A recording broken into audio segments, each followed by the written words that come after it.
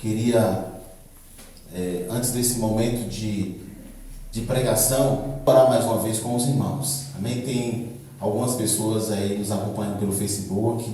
Deus abençoe você também de casa. Deus abençoe grandemente a vida de você que veio aqui esse tempo adorar ao nome do Senhor. Então vamos curvar nossa cabeça.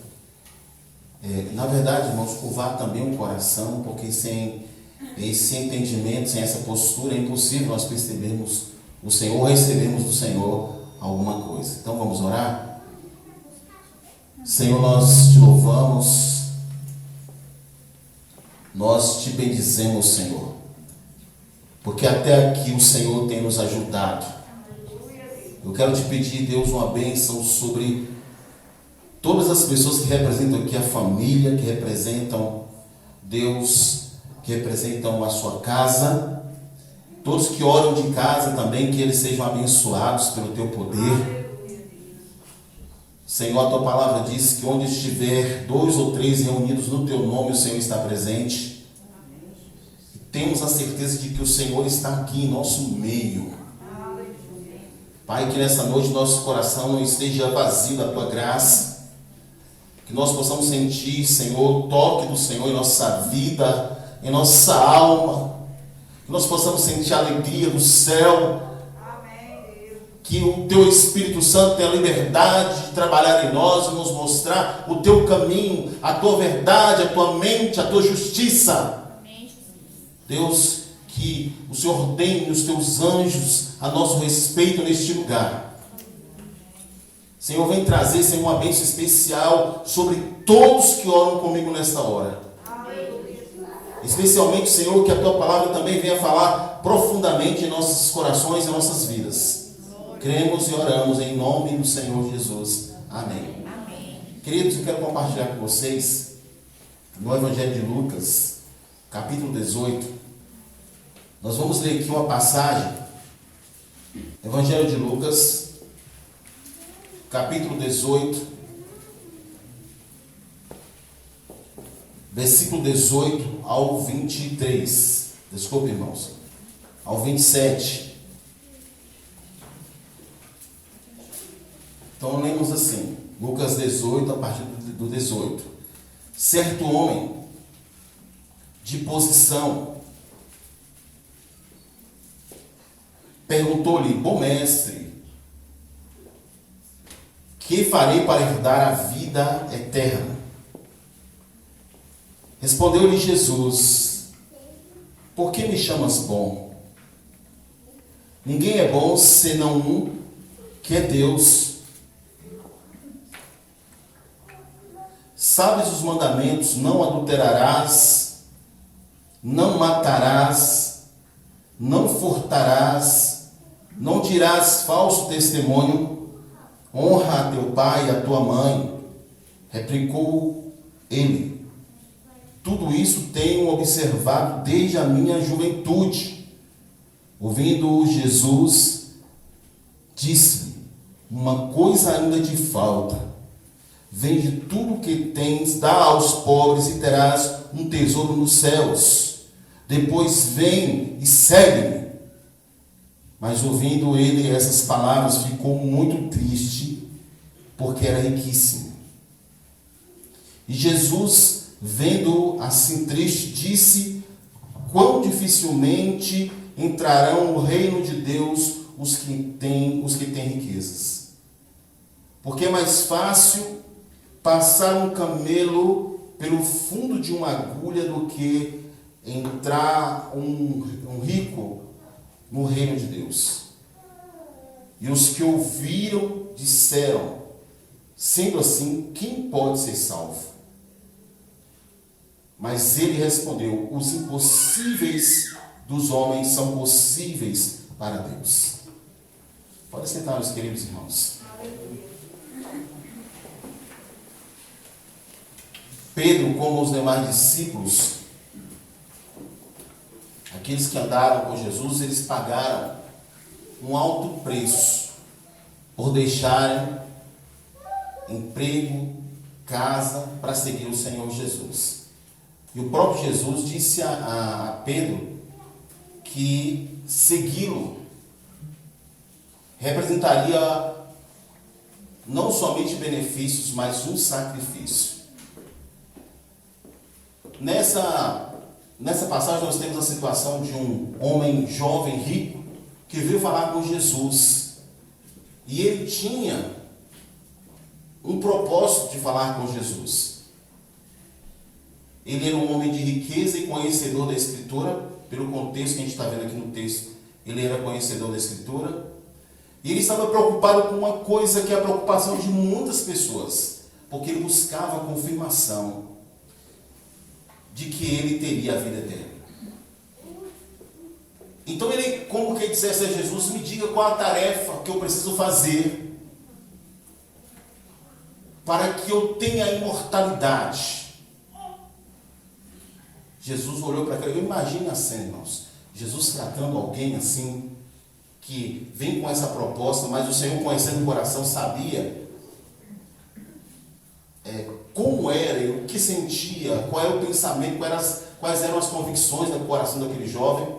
Jesus fez para ele uma proposta, que na verdade era algo que Jesus sabia que aquele jovem não iria cumprir, ele não teria capacidade de fazer.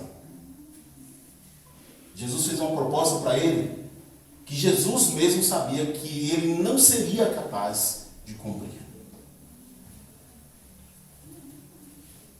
E por isso algumas pessoas ao redor disseram, alguém vai poder ser salvo? Poderá alguém salvar-se diante de uma pregação como essa? Diante de uma afirmação como essa? A resposta de Jesus, que está dentro do contexto do texto que nós lemos, é de que, sabendo Jesus que o jovem não podia cumprir aquilo que ele havia dito como dever para que ele fosse salvo, Jesus estava querendo dizer que ninguém pode ser salvo pelas obras. E ao mesmo tempo ele estava dizendo que os impossíveis para os homens são possíveis para Deus. Queridos irmãos, a salvação não pode ser alcançada por pagamento. Nenhum pagamento pode comprar a salvação. A salvação é um presente de Deus. Se você crê nisso, diga amém. Amém. Deus nos dá a salvação. É uma dádiva. É um presente. E foi isso que Deus fez quando, primeiramente, enviou o seu Filho para morrer na cruz por nossos pecados. E depois da conquista da cruz, ele oferece para nós essa salvação. Todos nós que aceitamos e recebemos o Senhor Jesus, podemos usufruir dessa bênção, que é a bênção da salvação.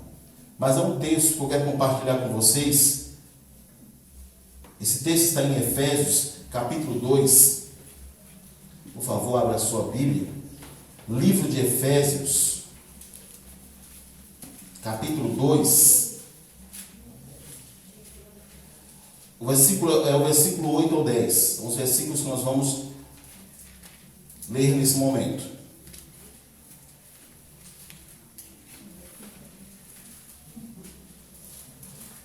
Você quer assegurar a sua salvação? Então escute o que esse texto está te dizendo. Está nos dizendo. Efésios 2, do 8 ao 10 diz assim: porque pela graça, o que é a graça? É o favor da salvação, é o favor imerecido que nós não temos o poder de obter, mas Deus, infinitamente pela sua bondade e misericórdia, Ele nos dá. Isso é graça. Porque pela graça sois salvos, mediante a fé. A fé em quem? Em Cristo. E isso não vem de vós, é dom de Deus.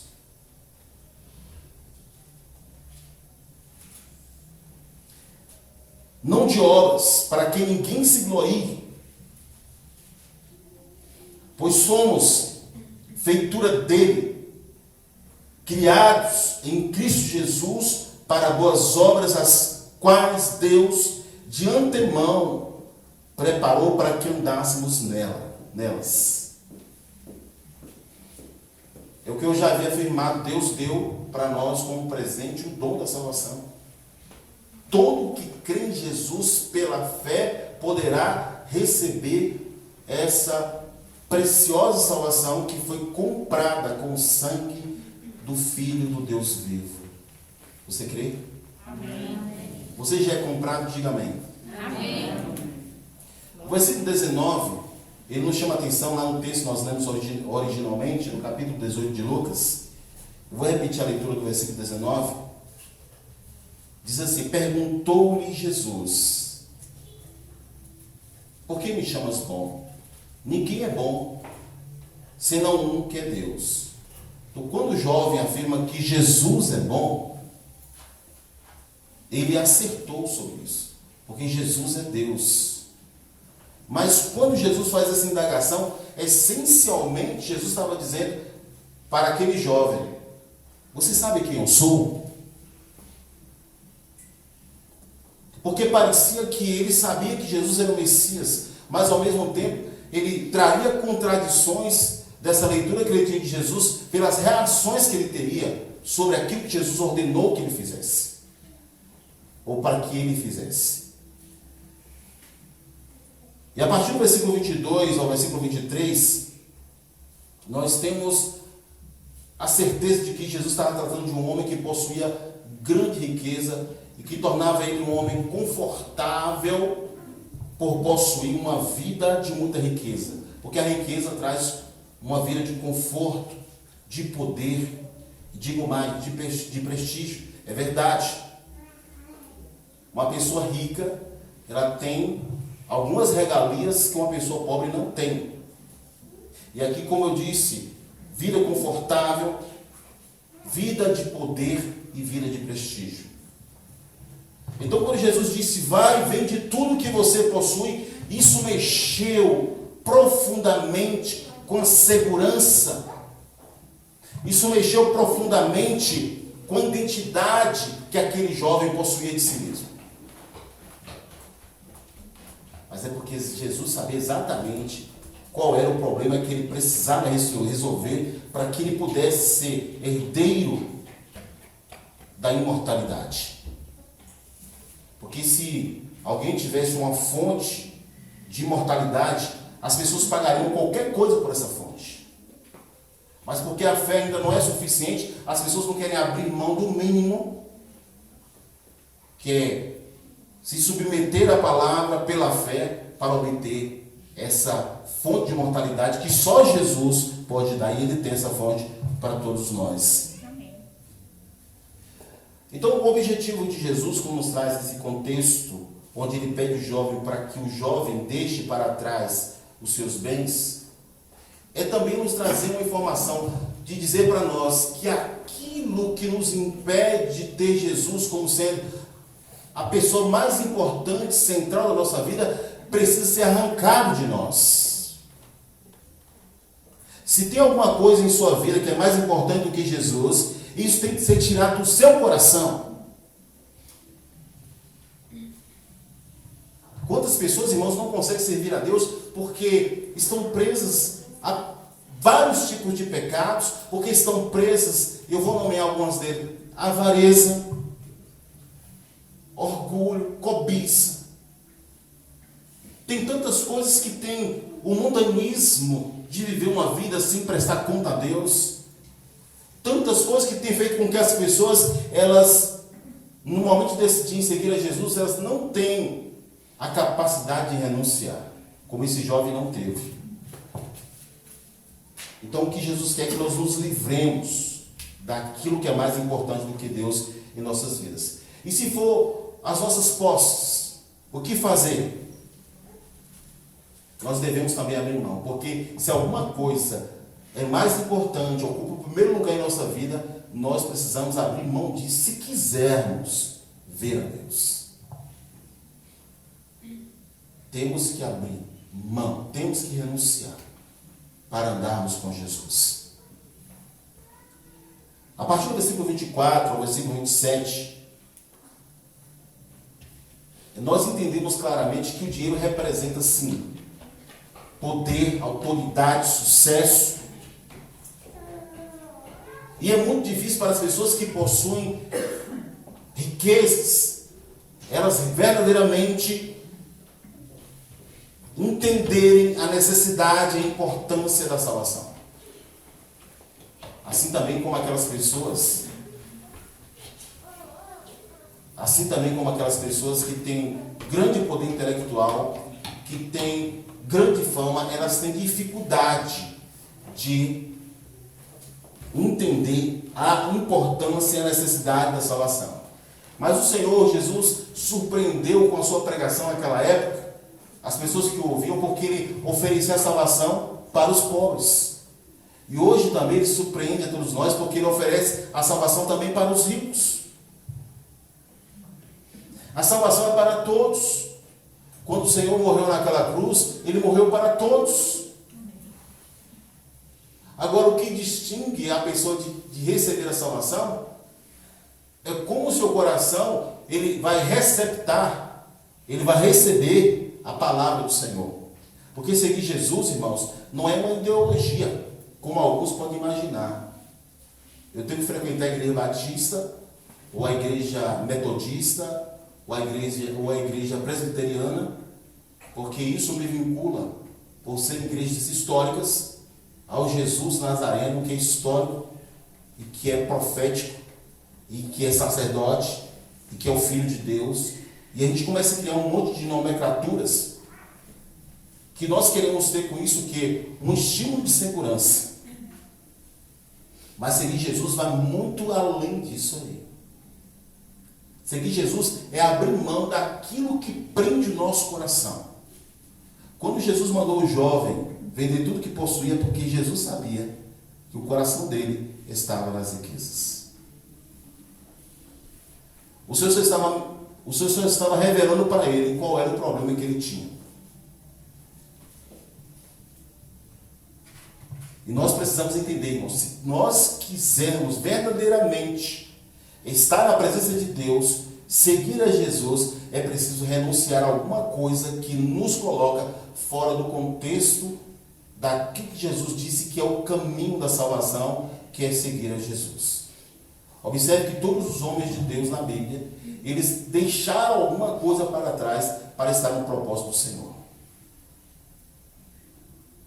Pedro deixou o barco de pesca, Levi deixou a posição que ele tinha de ser cobrador de impostos, Maria Madalena deixou a condição que ela tinha de ser uma mulher prostituta, Susana deixou de lado o que para a sociedade seria uma compostura. Como é que uma mulher de um homem tão importante dentro do estado de Roma acompanha um homem que anda com meia dúzia de homens pregando o evangelho, que na vista de muita gente não era a mensagem messiânica, porque para muitos, inclusive muitos judeus, a mensagem de Jesus deveria ser uma mensagem de poder para transformação social. Mas Jesus vem trazendo uma transformação que vai além do social. Era uma transformação que mudava o coração humano, cumprindo aquilo que o profeta disse lá no Antigo Testamento: eu vos darei coração de carne e tirarei o coração de pedra. Então Jesus parte do mais difícil, porque o mais difícil para Deus não é dar para você carro ou casa, porque seria mesquinho para nós pregadores usarmos uma tribuna, usarmos um púlpito para poder dizer que Deus só pode dar isso para você, que seguir a Deus é ter carro, dinheiro, ou até mesmo ter uma cura, uma libertação de uma enfermidade. O que Deus tem para fazer é muito maior do que isso, que é pegar um coração arruinado, designado para o pecado, e dar a ele a possibilidade da luz, da transformação e da visibilidade dos céus. E se você pegar um homem mais pobre que tiver, ele pode estar aqui no templo com sandálias, com as correias trocadas pelas cores, esfarrapado, mas se no coração ele receber Jesus, para seguir Jesus, a riqueza que estará nos olhos dele, na alma dele, vai irradiar para a vida. Porque a salvação é um tesouro. O maior orgulho de um crente não pode ser a não ser porque Jesus é o seu Salvador. Jesus é o meu Salvador. Essa é a maior riqueza. E exatamente esse contraste que Jesus viu no coração daquele homem. Aquela posição era o privilegiava e ao mesmo tempo trazia para ele uma identidade. Aquele jovem, por ser rico, ele se sentia privilegiado por aquela situação. Mas agora Jesus exigiu dele que ele se tornasse rico de Deus, rico da palavra, rico do céu. E a Bíblia diz que ele se entristeceu. Você está pensando que essa palavra pode ser aceita por todo mundo? Não. Nem todo mundo vai aceitar essa palavra. Nem todo mundo vai receber essa palavra, porque é difícil fazer isso. Você abrir mão de alguma coisa por Jesus. Mas se você quer morar no céu, se você quer seguir Jesus, você precisa fazer aquilo que Ele está mandando você fazer. Você precisa seguir os passos do Senhor. Se observarmos bem, pessoas como esse jovem, muitas vezes veio a Jesus, e a resposta de Jesus foi a mesma. Certo jovem chegou para Jesus e disse assim: Senhor, eu quero te seguir, mas primeiro eu quero enterrar meu pai. Só que o pai dele não estava no caixão. O pai dele estava vivo, ele esperou o pai morrer para depois seguir Jesus. Jesus falou: não, isso não pode, isso não é possível. Esse aqui, ele queria seguir Jesus, mas ele estava preso a algo que impedia, que era mais importante na sua vida do que seguir a Jesus. E quantas pessoas, irmãos, têm se perdido por causa de algum tipo de riqueza que possui na sua vida? Como eu disse, não é só riqueza material, é riqueza intelectual, é riqueza de talento também. A gente sabe que tem pessoas que têm um dom, um talento que é diferenciado.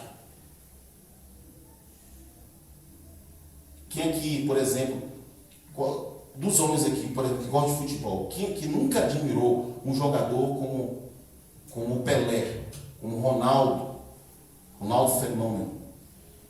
Ele conseguia fazer algo diferente com a mesma bola que todo mundo jogava ali no campo. Então essas pessoas, elas têm uma inteligência diferenciada para aquilo que elas fazem. Isso também é para muita gente um impedimento. Assim como a riqueza demais na mão de alguém pode ser um instrumento de maldição para a vida da pessoa. Eu não estou querendo dizer que a pessoa rica está condenada ao inferno, mas será difícil, porque ele não sentirá necessidade de salvação. Assim como as pessoas privilegiadas por alguma coisa que dê a elas poder, fama, status, elas se escondem nisso. E por isso elas terão dificuldade de receber Jesus e de seguir a Jesus. Irmãos, que Deus nos dê riqueza se Ele quiser. Que Deus nos dê fama se Ele quiser. Nos dê dons e talentos. Que Deus seja tudo aquilo que Ele quiser ser. Mas que isso jamais seja mais importante do que seguir a Jesus. Que tantas pessoas tocando Jesus. Tantas pessoas tocando Jesus. Nós conhecemos aí na mídia, né? Tanta gente tocando Jesus por um prato de lentilha. Parece que está voltando no tempo de Jacó e Esaú. A necessidade tem feito com que as pessoas troquem Jesus por um momento na sua vida. Você sabia que Deus permite que nós tenhamos necessidade? Ele permite sim. Deus quer saber onde é que está nosso coração, irmãos. Deus quer saber se eu estou disposto a seguir a Ele de fato. Porque pensa numa coisa brilhante. Um homem profeta, no mínimo, aquele jovem rico via Jesus assim, um homem profeta, que faz milagres extraordinários. Alguém poderia dizer que aquela companhia era ruim? Mas a mensagem de Jesus, irmãos, era uma espada. Se você pegar a mensagem de Jesus e de João Batista, você vai comparar que a mensagem de Jesus era uma espada. Porque João Batista não tinha essa mensagem como eu vejo hoje em muitos púlpitos, que prega adoção na alma das pessoas. Era uma mensagem muito dura. Mas a igreja de João Batista era um deserto. E era assim. Agora, qual era a mensagem que João Batista pregava? Arrependei, arrependei, raças de víboras. E o povo, que mensagem é essa? Jesus pregava do mesmo jeito. A mensagem central de Jesus era o reino de Deus. Ele nunca se preocupou de dizer, olha, eu vou te abençoar para você ser rico, apesar de que ele fez sinais extraordinários. Fez com que, na necessidade, uma multidão de mais de 5.000 pessoas se alimentasse com dois peixes e 5 pães.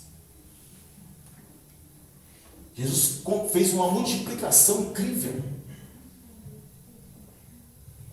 Em outro momento, Jesus fez sinais extraordinários, como foi curar aquele filho da viúva de Naim, que estava sendo conduzido para o cemitério. Ele para no meio do cortejo, no meio do caminho, diz ao jovem, levanta, ele levantou. Isso é extraordinário.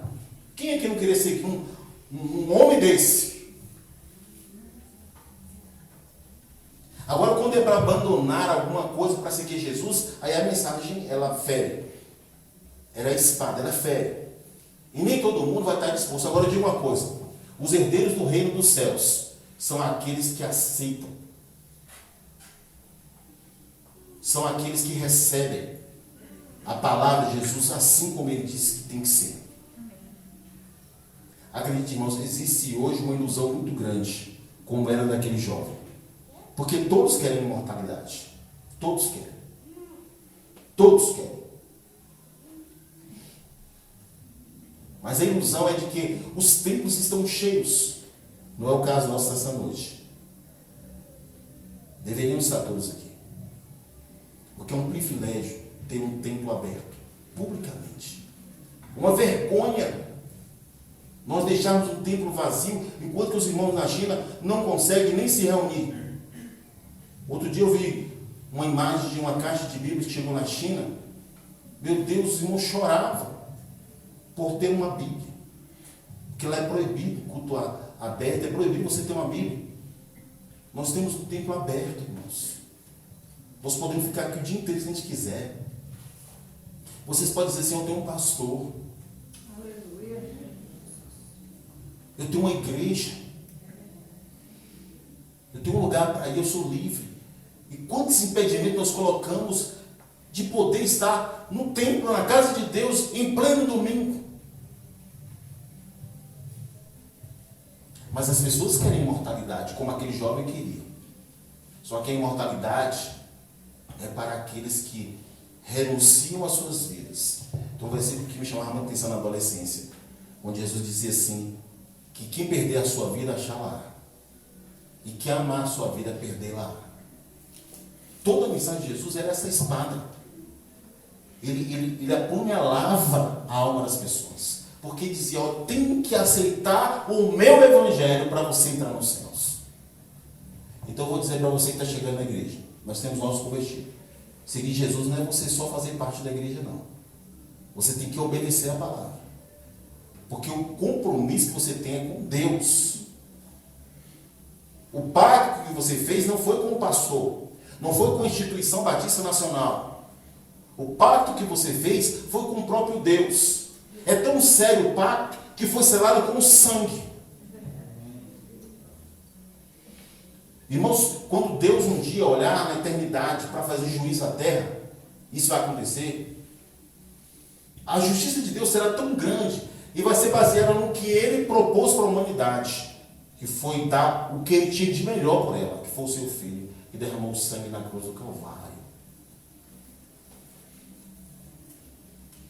Um dia Jesus vai cobrar isso de nós, da humanidade. Porque tem aqueles que dizem assim, mas Deus não pode fazer essa justiça comigo, porque seria uma injustiça, porque eu não estava lá no Éden. Você também não estava no Calvário quando Jesus morreu na cruz por você. Você não fez nada, você só tem que crer, arrepender e abandonar seus pecados, para você ser diferente. E você ser aquele que vai se diferenciar na história da eternidade por ter seguido o Senhor. Aí chegou um discípulo para Jesus, para seguir Jesus. E Jesus diz assim para eles em outras palavras: olha, tem uma coisa que eu vou dizer para vocês. Quem me segue tem benefício. Vocês estão vendo aí os milagres? Vocês estão sentindo uma paz? Estão, não? Mas tem a espada também. Por quê? Porque vocês vão ter que sacrificar alguma coisa por mim. É por isso, irmãos, que às vezes nós perdemos pai, perdemos mãe, tem mulheres aí perdendo o esposo, perdendo a esposa por causa de Jesus. Mas aqueles que têm realmente o olhar de seguir Jesus, eles vão seguir Jesus, porque eles estão dispostos a pagar o preço por querer seguir Jesus, que é o preço da renúncia. Porque nós não pagamos coisa alguma pela salvação. Ela já foi paga com o sangue do Filho de Deus. Amém, Jesus. Mas seguir Jesus tem que ser uma atitude verdadeira do nosso coração. Aleluia. Eu entendo que Deus nos deu um presente nessa noite ao nos dar essa passagem. Porque a gente não pode se embaraçar na hora de entrar no céu, não. Aquele jovem estava na porta do céu quando ele esteve com Jesus, viu? Na porta.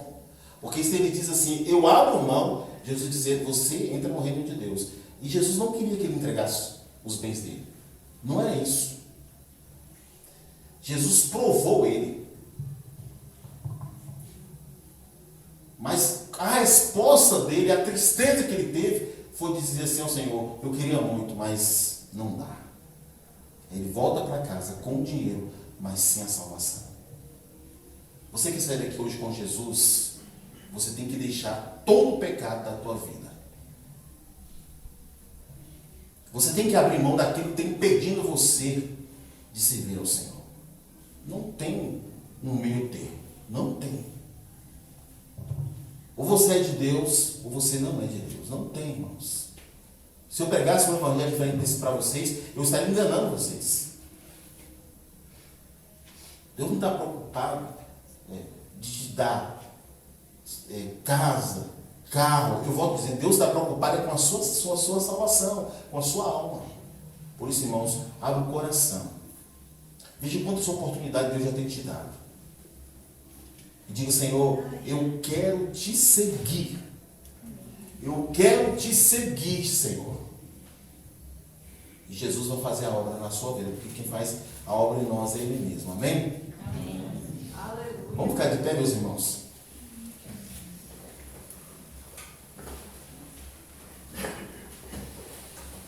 Nós vamos orar nesse momento. Vamos falar com o Senhor. Nosso Deus, nosso Pai, nós te bendizemos essa noite, Senhor, pela tua bondade para conosco.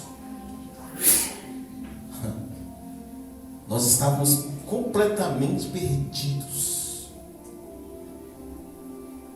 mas o Senhor nos encontrou. Eu imagino, Deus, que diferente daquele jovem que pôde te avistar com os olhos, mas de algum modo nós em algum momento também te vimos pela fé. E talvez nós tenhamos perguntado como esse jovem: o que eu faço para ter a vida eterna? O que eu faço para ter imortalidade? E o Senhor respondeu para nós: vai, vende tudo e me segue. Deus, tantas pessoas estão ouvindo, Senhor. Talvez 100 pessoas, talvez 50 pessoas, eu não sei. Mas alguém, Senhor, precisava ouvir muito essa palavra, porque tem algo que essa pessoa precisa deixar para trás. Tem algo que essa pessoa tem que renunciar. Porque se o indivíduo, se ele não abrir mão da sua própria vida para seguir o Senhor, Deus é viver a vida apenas aqui, Senhor. É não poder usufruir da eternidade que o Senhor preparou para nós. Deus, se há algo em nós que tem sido um impedimento para que nós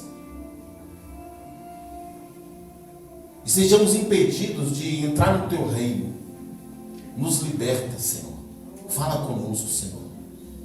Diga para nós o que é que a gente tem que deixar para trás. Mas que nada nos impeça mais de te seguir, Senhor. Dá à tua igreja um tempo novo de renovação espiritual. Pai, eu quero te pedir uma bênção para cada visitante que aqui está nessa noite, Senhor. Deus, guarda, Senhor, abençoe os nossos visitantes. Senhor, abençoe, meu Deus, toda a tua igreja, Senhor, reunida aqui nessa noite. Os que não puderam vir nessa noite, Senhor. Pai, abençoe também, meu Pai, grandemente. Que a tua bênção, Senhor, nos acompanhe. Que o Senhor fale conosco, sim. Porque se é uma base de segurança, se é uma identidade que nós queremos ter, é a de te servir, é de ter o dom da salvação, e é isso que o Senhor tem para nós. Deus, se há alguém aqui que não tem certeza de salvação, completa a obra nessa vida. Fala com ele, mostre para ele, Senhor, o que ele tem que deixar para trás para te servir. Traz salvação, Senhor. Traz transformação de vida, Senhor. Renova a tua igreja nesta noite com o teu poder. Oramos em nome de Jesus. Amém.